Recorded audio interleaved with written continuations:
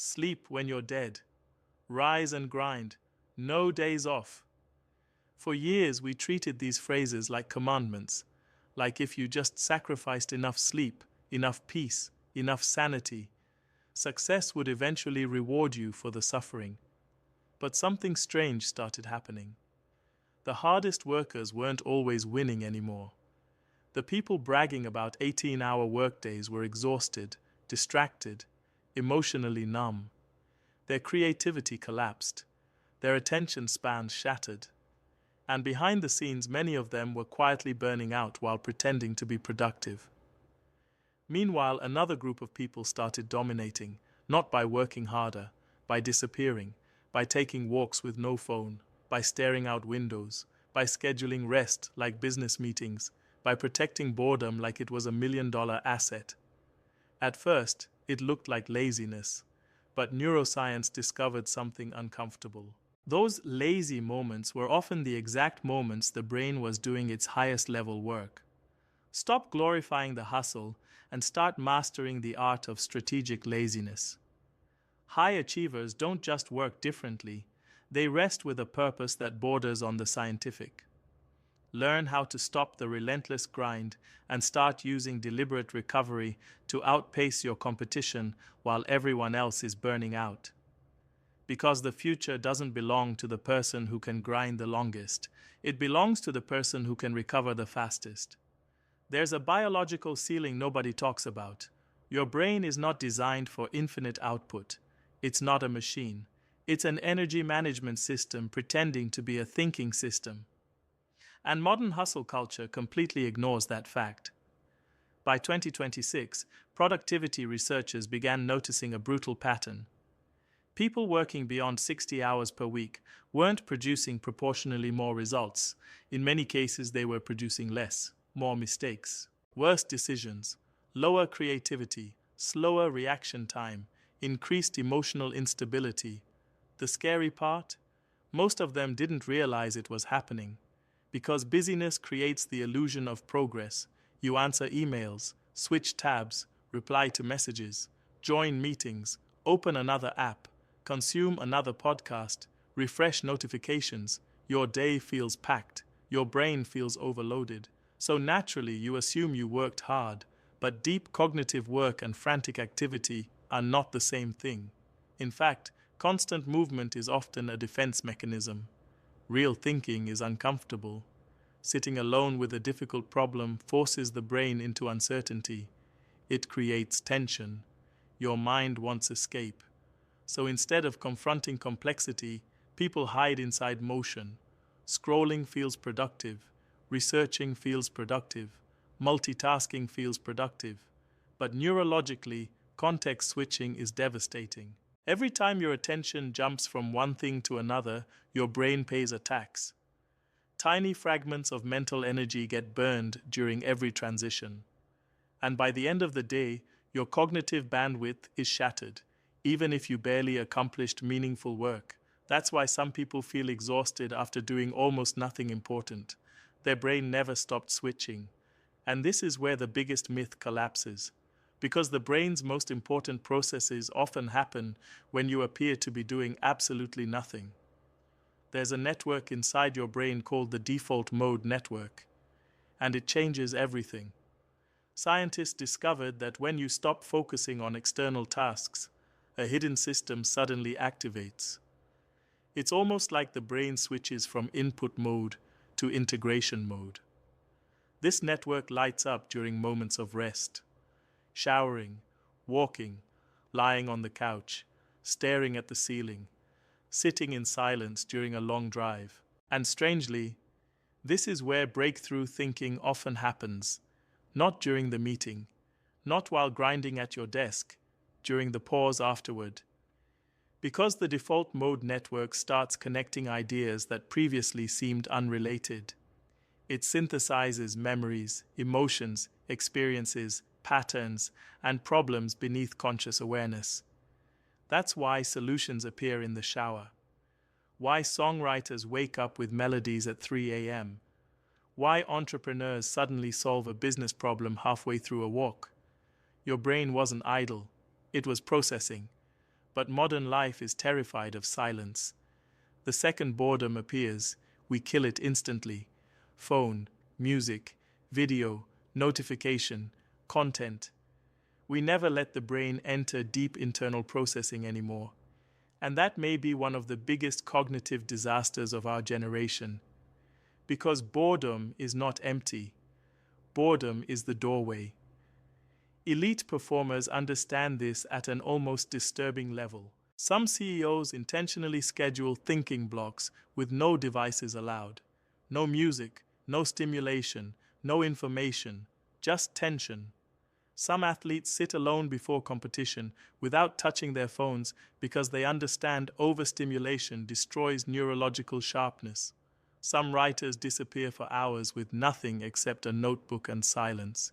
This is sometimes called an input blackout, and it works because the brain eventually becomes desperate to create. Think about what happens when you constantly consume. Your mind stays reactive. You're always digesting someone else's thoughts, someone else's opinions, someone else's creativity. But when stimulation disappears, the brain finally turns inward. At first it feels horrible, restlessness, anxiety, mental itching. You suddenly realize how addicted your nervous system became to distraction. But if you stay there long enough, something incredible happens. Your thinking deepens, ideas become clearer, connections become sharper, creativity becomes more original. Because active inactivity is different from passive consumption. Scrolling TikTok for 2 hours is not rest. Your brain is still processing massive amounts of stimulation. That's low-yield distraction. High-yield rest looks different. Walking without audio, sitting outside, journaling, stretching, daydreaming, doing absolutely nothing. And in a world addicted to stimulation, doing nothing becomes a competitive advantage. This is why high achievers have started treating recovery like a performance metric, not a luxury, not a reward, a weapon. Top athletes already understood this decades ago. An Olympic sprinter doesn't train at maximum intensity every hour of the day. Recovery is part of the training itself. Muscles grow during rest. The nervous system recalibrates during recovery. Without those cycles, performance collapses. Now CEOs, founders, and elite knowledge workers are applying the same philosophy to cognitive performance. Some track sleep quality with obsessive precision. Some protect morning silence like it's sacred. Some structure entire calendars around recovery windows. And by 2026, a new philosophy began spreading through high-performance circles. Recovery-first scheduling, not work-first scheduling. That means rest gets scheduled first. Deep work gets placed between neurological resets instead of the other way around. Think about how radical that is. Most people squeeze rest into whatever time remains after exhaustion. High performers reverse the equation because they know the prefrontal cortex, the part responsible for decision-making, creativity, focus, and emotional regulation, degrades under continuous strain. And once decision fatigue hits, everything gets worse. Your discipline weakens, your judgment slips, your emotions become unstable, your thinking becomes shallow. You stop operating strategically and start operating reactively. That's why some people work all day and still feel mentally chaotic. Their brain never recovered enough to function at full capacity. But strategic laziness changes the rhythm completely. Instead of pushing until collapse, you recover before the decline starts. That tiny difference changes everything. Imagine two people working the same job. One grinds non-stop for 12 hours, mentally draining themselves into mediocrity. The other works in focused bursts, deliberately disconnects, protects recovery, and returns mentally sharp. Over a week, the second person often produces better ideas, better decisions, better execution, and better emotional control. Not because they worked harder, because their brain stayed operational longer. This is the hidden advantage nobody sees. The world praises visible effort, But invisible recovery is often what creates visible greatness. And now the question becomes uncomfortable. If rest is so powerful, why do we feel guilty for taking it? Because somewhere along the way, exhaustion became a status symbol. People started performing burnout publicly. The tiredness, the stress, the chaos. It became proof of ambition. But exhaustion is not evidence of importance. Sometimes it's evidence of poor recovery strategy.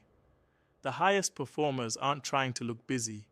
They're trying to protect cognitive clarity. And that requires intentional inactivity, not accidental distraction. There's a huge difference between recovery and escape. Watching random videos for 4 hours usually doesn't restore the brain. It numbs it temporarily.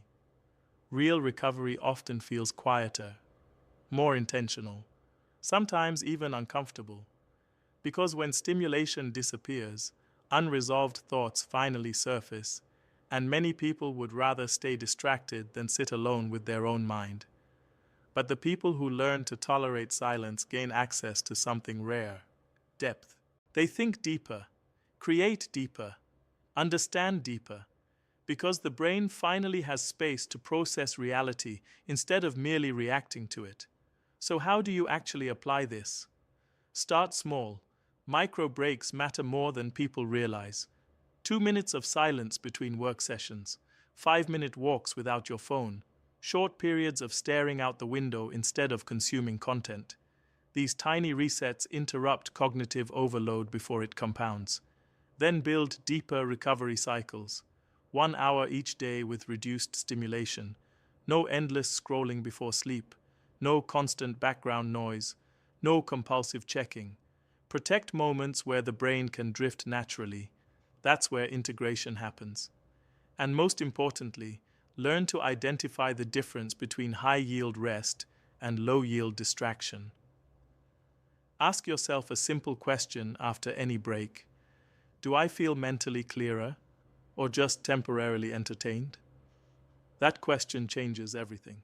Because entertainment can mask exhaustion, but true recovery restores clarity, and clarity is becoming one of the rarest resources in the modern world. The people who master this will have an enormous advantage over the people trapped inside permanent stimulation. While everyone else is fighting for attention, they'll be protecting focus. While everyone else burns themselves into emotional numbness, they'll be recovering strategically. While everyone else mistakes motion for progress, they'll be thinking at a deeper level. And maybe that's the greatest irony of modern success. The future may belong to the people who understand when to stop. Not because they're weak, but because they finally understand something hustle culture never did. The brain is not a machine designed for endless friction. It's a living system that performs best in cycles. Tension and release, focus and recovery, intensity and stillness. And the people who learn to weaponize intentional inactivity won't just avoid burnout. They'll outperform the people still addicted to it. Because in the end, the winner is rarely the one who works the longest. It's the one who can return tomorrow with a clear mind, a recovered nervous system, and the ability to think sharply while everyone else is mentally running on fumes. That's not laziness, that's strategy.